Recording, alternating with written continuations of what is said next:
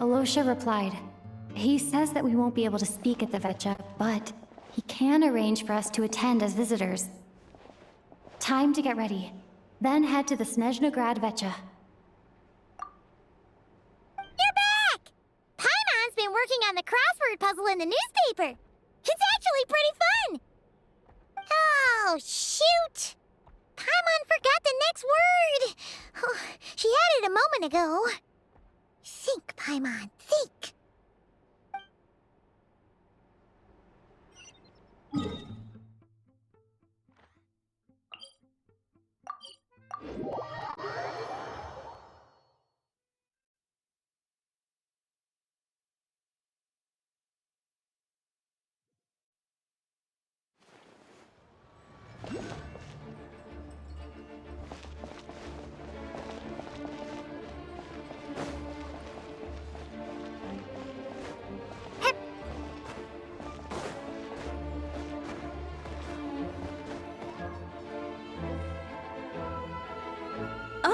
Miss Vodyanitsa, prima donna of the Korolievsky troupe.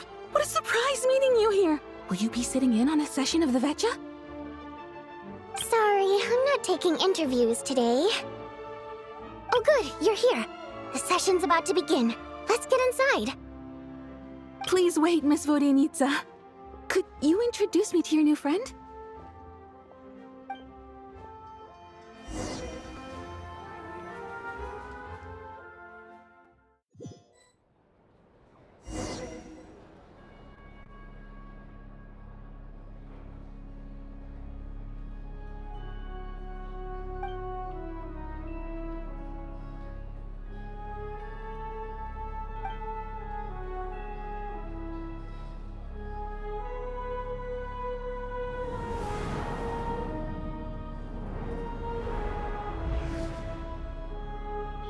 In summary, the energy management commitments made for the outgoing period have been delivered upon.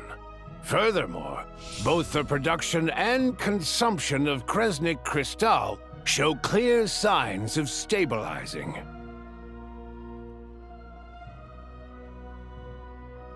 The relevant agencies have assessed the present circumstances and determined that the status quo can be sustained until the next period.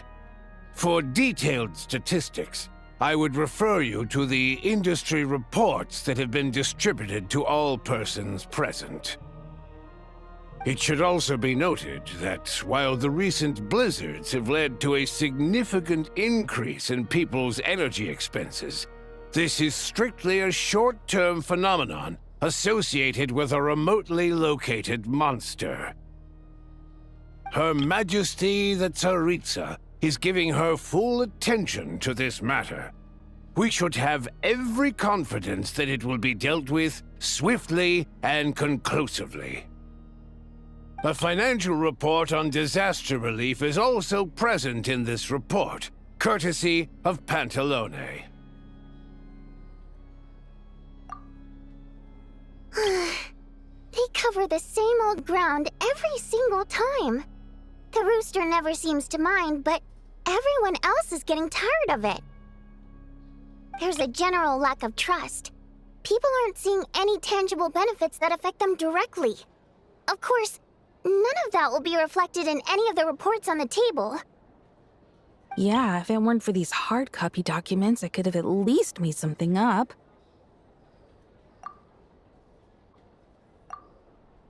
Oh, don't mind me. I'm just out here trying to hit my interview quotas. Bring out the kvass. Ever read it?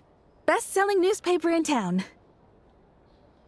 If I remember correctly, you guys don't even have a sales permit. You have to sell from stalls on the street. Okay then, best-selling street stall newspaper in town. Still counts. Order! We will now open the floor to the representatives. If there are no further substantive issues to discuss. We will then proceed to a vote on this motion. Snezhnaya has a long tradition of treating members of the Fatui armed forces and their dependents favorably. But recent surveys shows that Fatui families in remote areas have access to 15% less crystal than the average civilian family in Snezhnograd. It's been said many times before, but it bears repeating now. There needs to be a clear and consistent rationale behind how crystal is allocated, or we will soon face immense public backlash. Perhaps you wouldn't need to keep repeating yourself if you would hear me out for once. I say again, true consistency exists only in principle. In the real world, fairness is relative. You appear to treat resource allocation as a simple function of production and population. So what about when the equipment used in production breaks down? Have you factored that into your equation? And do you even know how long it's been since Snezhnaya last conducted a census? If I knew the answers to questions like that, I'm sure I'd be a very wealthy man. And I doubt I'd be going by child. I'd like to bring the focus back to the specific issue I raised. Or do you wish to deny that favorable treatment for Fatui dependents is our long-standing policy? It's easy to be a critic when there's no accountability. That seems to be a running theme in the anti-Project Stuja cohort. Defeat the ringleader and all other problems will magically resolve themselves. That's what they seem to think. But in case you aren't aware, not one jot in my report would change whether Project Stuja continues or not. So you have no intention whatsoever of finding a solution to this problem? On the contrary, I'm the only one here who ever brings solutions. Child opened by speaking up for the armed forces. Regrator struck back with style and a war of words ensued. Our reporter was live on the scene to get the audience's reaction as it all unfolded. Who do you support?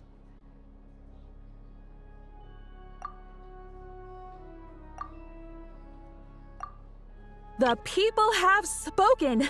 Child received raucous applause from the crowd as he pushed Regrator onto his back foot with a relentless barrage of questions. It had to be seen to be believed. Now you see why they don't have a sales permit. However this reporter wants to spin things, I haven't forgotten that Tartaglia was representing the Northland Bank when we first met in Liyue. So, surely their relationship can't always have been this strained. You two are getting off topic. Let's focus on what the data is saying. Mr. Pantalone, may I speak on your behalf? Oh, please do. I'm more than happy to save my breath. Crystal distribution policy undergoes modifications with each new period. The ultimate goal being to find the most reasonable method of allocation, which I believe is what Mr. Tartaglia also seeks.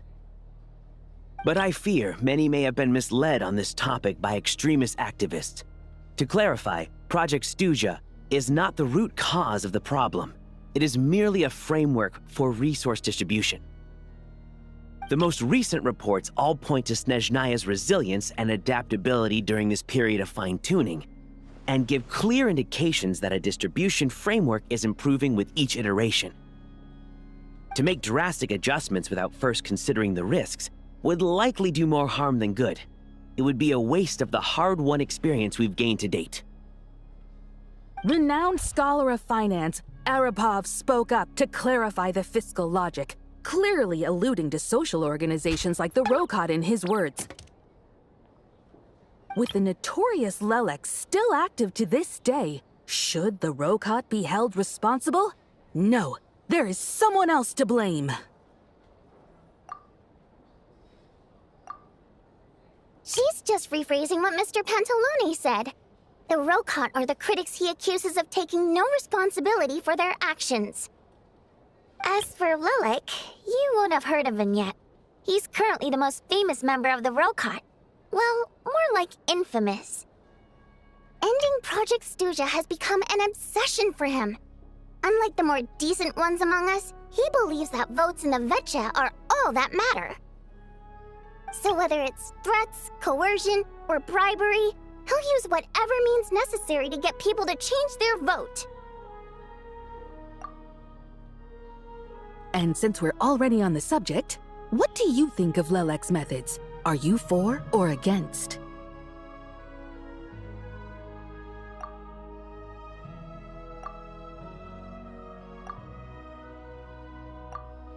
Well, whatever the story is, his actions benefit us all.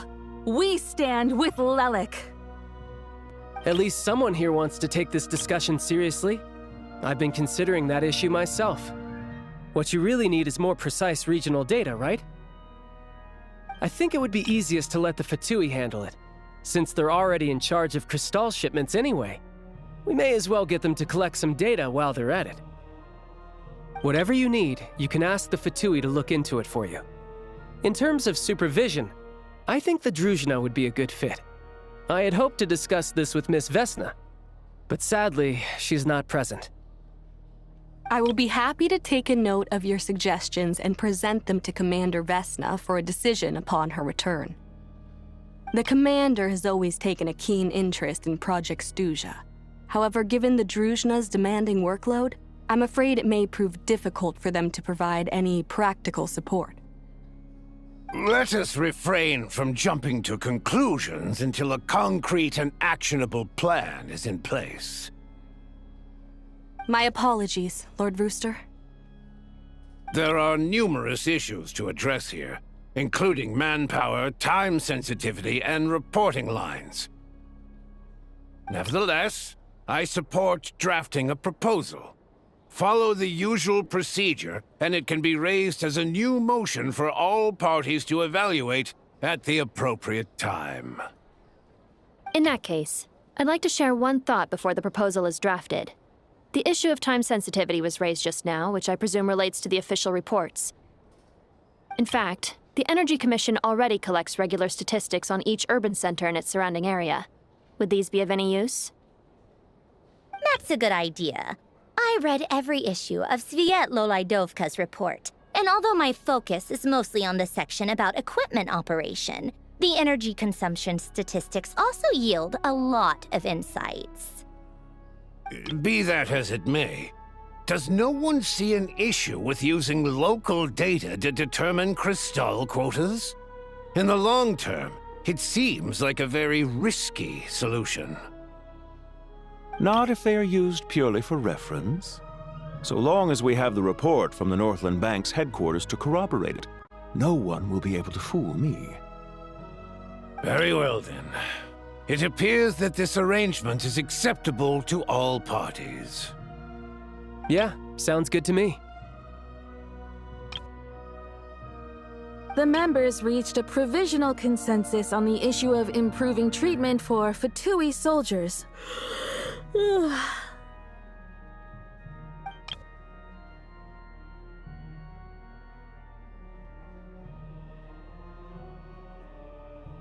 Today, the prima donna of the Korailievsky troupe attended a session of the Snezhnograd Vetcha in the company of a most charming young lady. The question on all our minds is, what is the true nature of their relationship?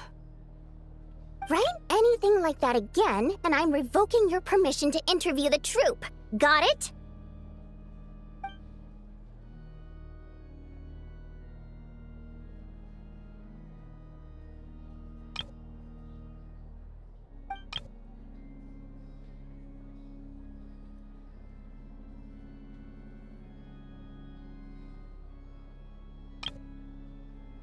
Now then, if there are no further contributions from those present, we shall proceed to the final vote. Hey, check it out! What made him vote against? Why now? The votes have been tallied. Those in favor of continuing Project Stuja total 61%. securing a clear majority. That was too close. The margin has shrunk yet again. Chuganov was a huge loss.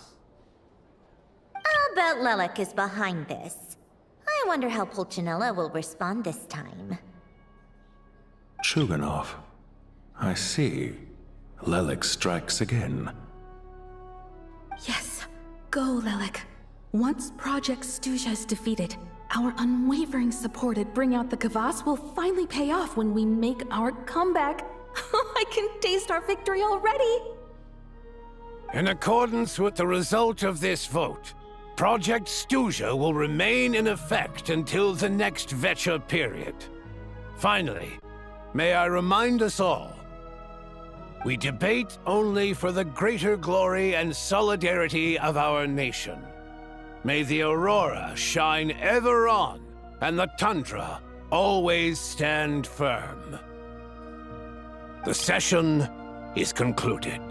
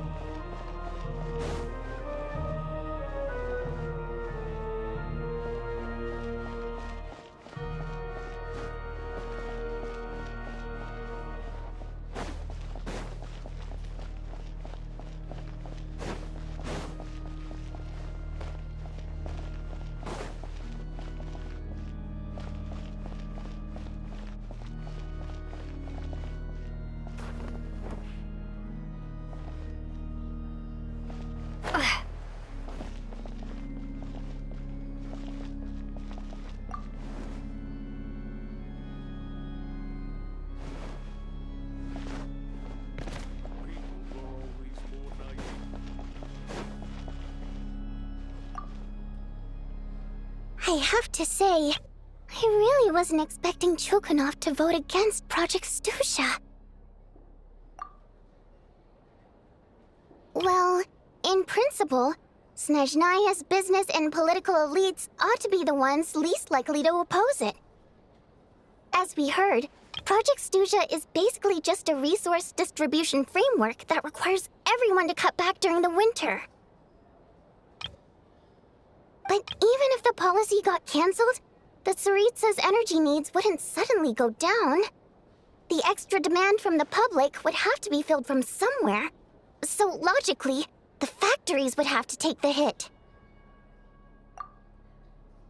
I got a letter from Mr. Mitya just before today's session. He said he's confirmed that there are issues around overtime and excessive energy consumption at the Iskra manufacturing plant.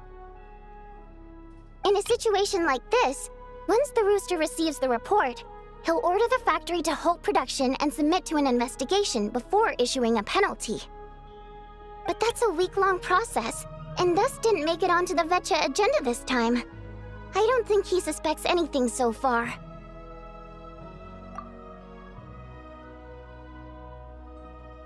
Exactly.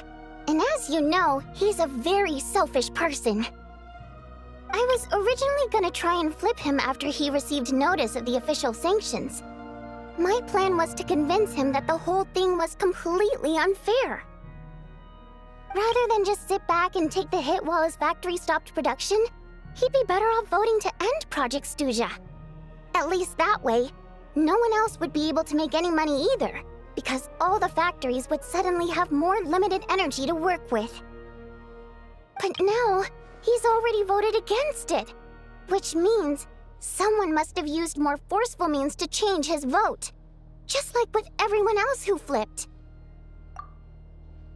Yeah, no one knows why Lelek is so obsessed with ending Project Stuja, but by the looks of it, he's inching closer and closer to success. Lelek must have strong motivations, given how he'll stop at nothing to achieve his goal. Maybe he knows the full truth of Project Stuja. Maybe my next step should be to focus on him. All right. What are your plans for the rest of the day? Shall we head out? Hey, comrade. I noticed you were here during the debate. I didn't take you for a political enthusiast. Greetings, Harbingers. I just happened to have some free time today, and my new friend here thought it might be fun to check out the Vetcha. Ah, Odette must have introduced you. Looks like you two are getting along pretty well. I'll leave you to catch up. I should head back to the troop. Sure. Break a leg and all that.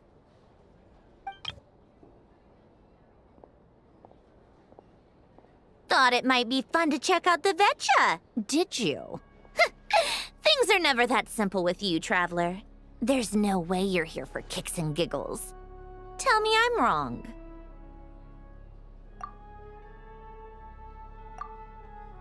Oh, yeah. To some, he's a captivating enigma. To others, he's the bane of their existence. No one ever thought that some anonymous nobody from the Rokot could cause such a stir.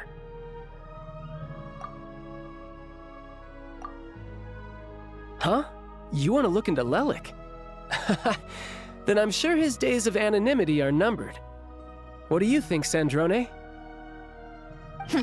Fine by me, I guess. If the Traveler actually manages to expose Lelik, it'll be doing Pulcinella a favor. In return, it seems fair to let her in on what we've learned so far. My thoughts exactly. Sharing is caring, after all. Head back to Glupov and grab the files on Lelik. It's easier to just pull the records than go through the rigmarole of getting the Traveler a visitor's permit. As you command, child, sir.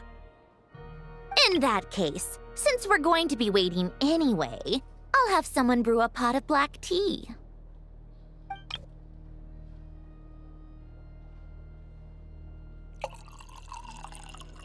One common thread among the many incidents Lelik has been involved in is that the victims are all too scared to share any real information about him. Clearly, he must have threatened them in some way. His modus operandi is to silently infiltrate the scene and leave a threatening letter behind. But neither the letters nor the crime scenes ever yield any clues to his identity. So all these files have to offer are short statements by the people affected. They don't give us a lot to go on.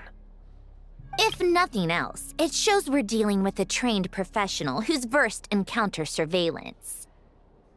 Yes, and to that point, he often strikes in highly secure locations. The victims are high-ranking and influential people who take their personal security very seriously. Somehow, Lelik slips right into their rooms without making a sound. There's never any eyewitnesses, nor the slightest trace of a break-in. If he can get in and out undetected, it means he can strike without warning. Not that that's ever happened so far, but the thought is enough to scare these people sleepless. It's hard to believe that a human being could pull this off flawlessly every time, so they switched the focus of the investigation to Faye. Unfortunately, no one's found anything yet. Careful, don't underestimate me. Although, truth be told, I'd probably find it hard not to blow my cover. Direct confrontation is more my style. We haven't ruled out the possibility of Lelik being human. It's just, there can only be a handful of people in all of Teyvat who'd fit the profile. Faye, on the other hand, plenty would have the ability, but few would have the motive.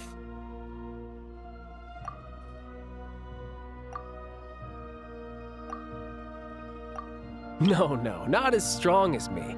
You'll never find the culprit with criteria like that.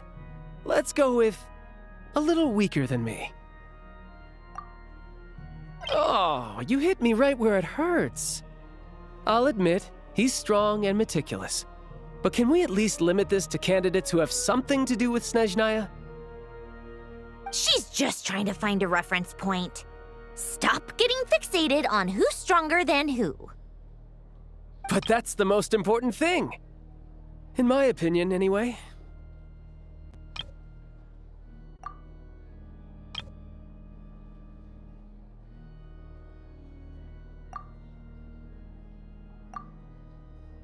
Odette? Yeah, that seems about right. Her skills are solid, and she's always calm under pressure. Except she's Fatui, so the likelihood of her working against us is pretty low. But yeah, much more accurate than your previous example, at least. No, wait a moment. Maybe we should interrogate that assumption. What do you mean? Which assumption? Her Fatui identity doesn't necessarily exonerate her.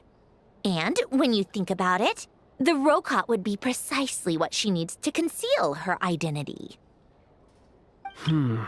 Plus, she wouldn't need to be such a pro at covering her tracks.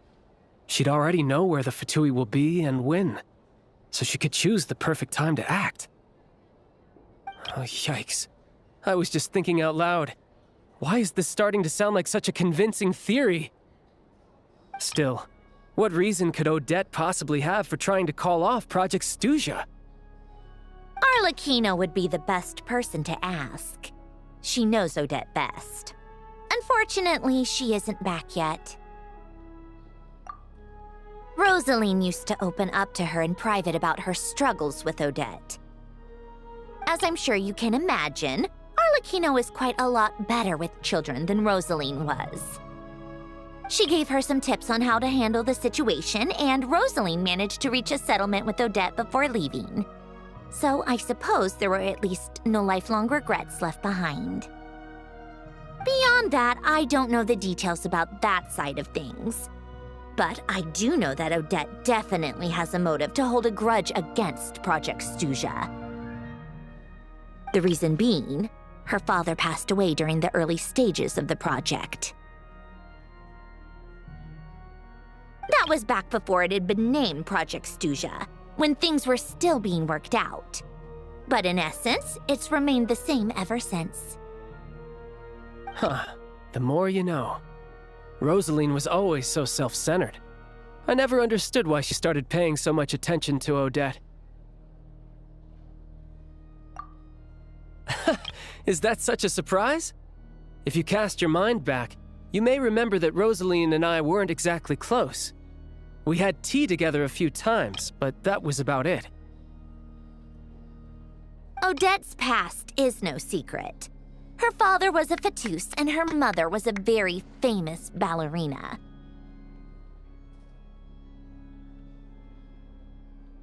On the surface, it looks like she followed right in her parents' footsteps. But the truth is quite a different story. After her father passed away on a mission, her mother was overcome with grief. She broke her leg during a performance and could never dance again. Odette was only interested in ballet at the time, but this tragedy left the family with both breadwinners gone. They could barely make ends meet. Per Capitano's policy, family members of Fatui who died in the line of duty had to be appropriately accommodated and provided with adequate assistance. So, regardless of how Rosaline may have felt about it, it fell to her to resolve the issue of Odette's family's livelihood. In the end, the solution they agreed upon was to have Odette join the Fatui. Right, because the alternative would have been a one-off compensation payment, I guess.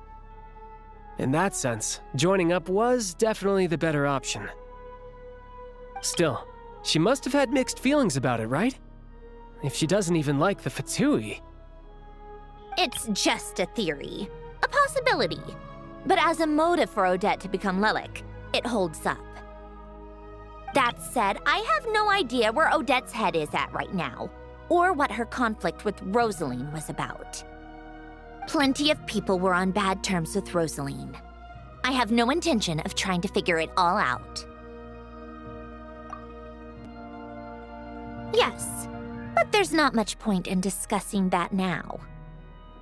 Yeah, back to Lelik. Since our investigations so far have turned up next to nothing, we've got nothing to lose by trying a new angle. Funnily enough, Tonya and I had actually made plans to go to the theater tomorrow to watch Odette's rehearsal. Unfortunately, thanks to this Lelik situation, I'll be stuck working overtime again.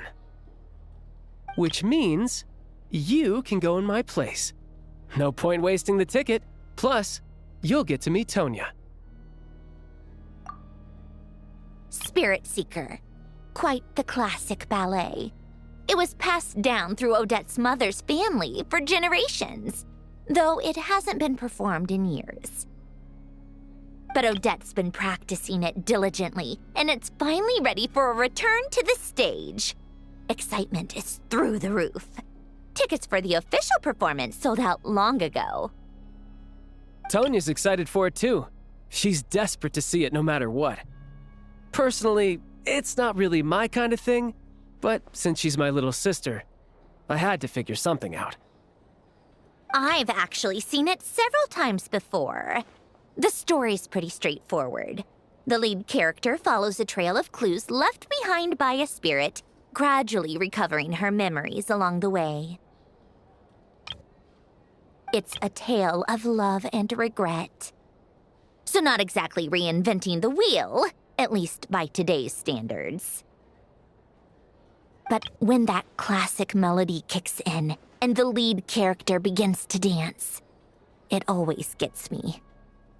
It really is beautiful. Not an easy dance to do justice to, though. I know it's always been Odette's dream to perform this piece, but I'm not sure she's really ready. In that case, I think that even if she is Lelik, we should wait until her performance is over before we respond. I'll let you take it from here, comrade.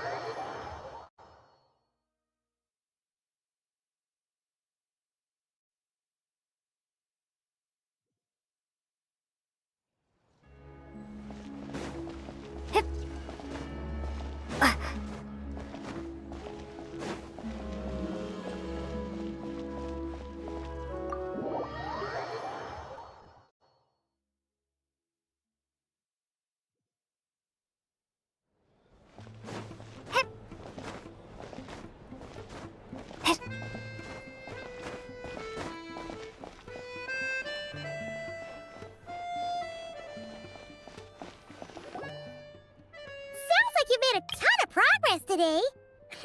It's good that everything's going so smoothly. Next step is to head back to the theater and get a clear answer from Odette.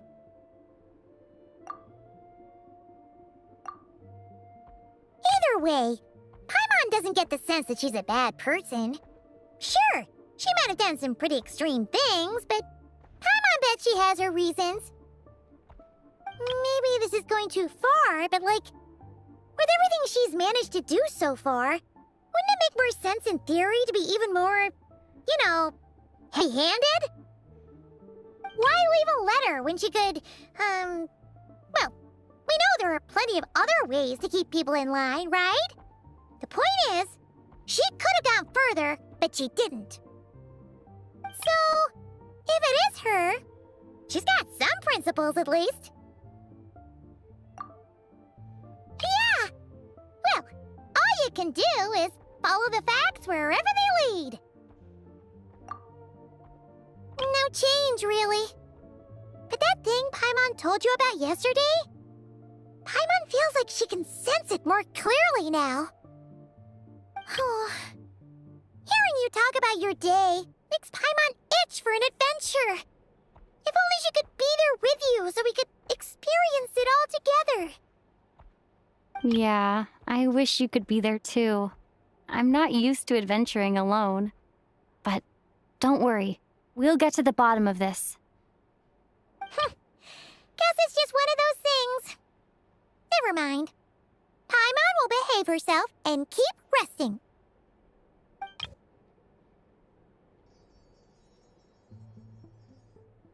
If Odette is Lelek, she may well have inside information on Project Stuja. Her father was involved with the project's early implementation and tragically died in the process. Now, she's dedicated herself to bringing it to an end. It's hard to imagine she could have gotten this far without knowing anything at all about the Tsaritsa's true intentions. When she spoke to us as a member of the Fatui, how much did she let on? And how much was she hiding? Only time will tell. Maybe tomorrow everything will be answered. Hey, look! It's snowing! Could be a tough day ahead. Make sure you wrap up warm tomorrow.